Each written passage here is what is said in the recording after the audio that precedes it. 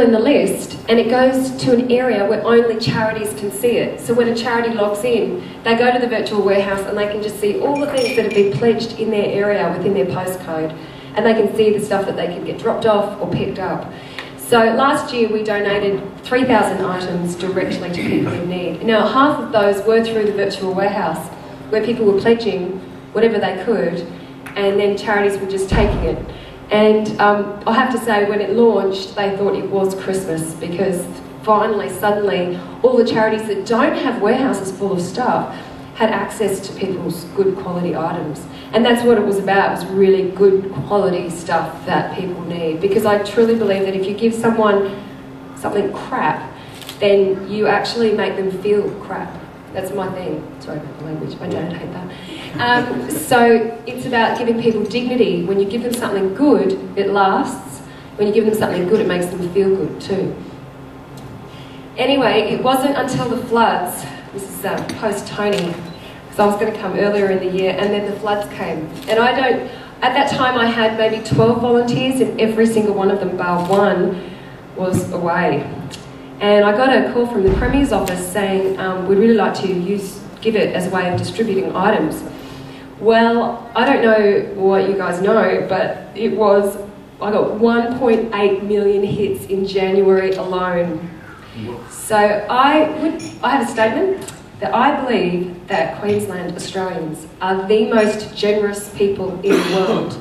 And I can tell you, I was looking at 5 email accounts and writing 2,000 emails a day for a month, and I can tell you that we are indeed the most generous. I saw the most incredible things fly through my website. I saw caravans, houses, 40 or 50 electrical hot water systems, buckets and sheds of tiles, computers, thousands of computers, Manchester, pallets of clothes, Havana thongs, sunglasses, thousands of bottles of perfume. I was like, Floodies don't really need that right now, but they did smell. Toys and baby furniture galore, but the amount of toiletries that were flying, it was quite insane. It was a disaster of the worst kind, but the generosity, you know, the Mud Army, the generosity that came out, it's always been there, but it was a giving phenomenon, and I was pure witness to it. So since the floods, in January alone, we donated 33,000 items, which was a good 100,000% on what we'd done last year. And since, we've done 45,000. So that's basically through Givit, we have enabled charities to give to 45,000 people. And that's through the generosity of all Australians that come through my little baby website. So it's been pretty phenomenal. So as I said, today we've got 340 charities. I've got 20 dedicated volunteers. Now they're full-time volunteers. My admin administrator is a molecular scientist. My national manager was the PA of Telstra, head of Telstra, and we're all philanthropists rather than volunteers. I think volunteers kind of give everybody you're in a lifeline shop, kind of making $1 a day for the shop. It's not like that. There are really fantastic, as you know, community volunteers out there that are talented and wonderful.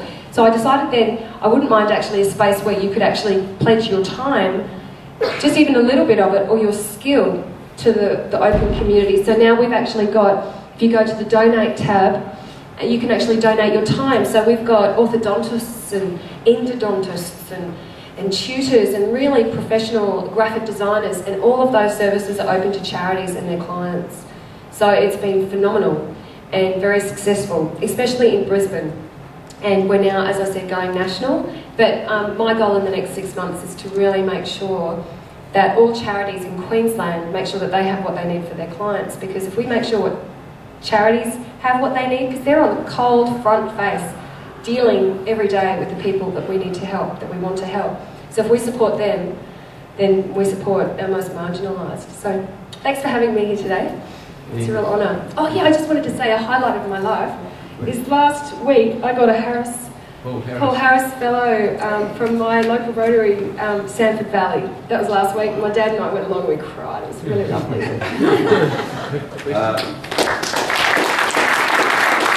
Excellent story. Thanks, Juliette. Now, has anybody got any questions? Juliette, Just one question. Have you had to explore how to deal with the ATO on all this?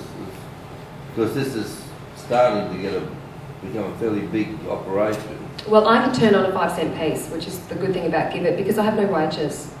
So I've got only IT costs and insurance. And I think I'm attractive to grants, and especially corporate money, just in the last, because my profile's gone up since the floods. Have you got a deductible gift? Oh yes, I've got DGR status. There's a trick to getting that.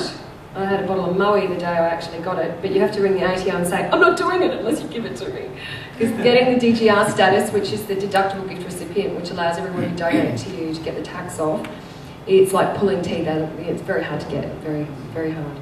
But I deal with charities that do and don't have it. I don't consider a charity, like I was helping the Irana gridiron football team because they were making sure that there were these 5 homeless guys underneath the bridge that had everything they need. So because I'm not government run, it's run by me, I can choose who and who doesn't have charity status. So.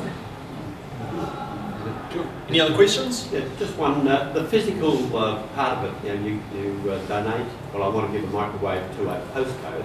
So how does it physically get there and get to the people? Well, if you have a look at the give list, when a charity requests something... There's a problem here, see?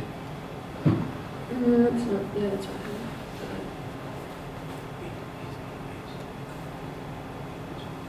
So on the Givit list, you'll see here, which is something, if you could actually register for that, put in your postcode and you'll get stuff that's near your postcode.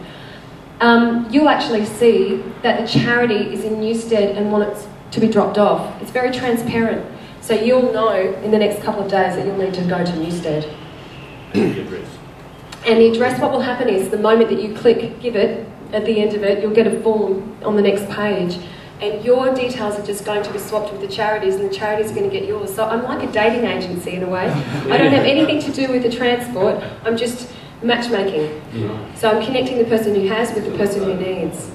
So, well, I couldn't do any of the transport because, as you knew, when I started it, I had a 20-month-old and a fat 6-month-old that I had to, 6-week-old that I had to diet. Any other questions? That's right. Great, thanks for having me. Okay, sorry. What can we do to help you? We're already registered to donate, so I don't know, maybe we send some stuff out, send the stuff out to everybody and they can go on and have a look at it for themselves and donate it through the club. There's all sorts of stuff on there, so.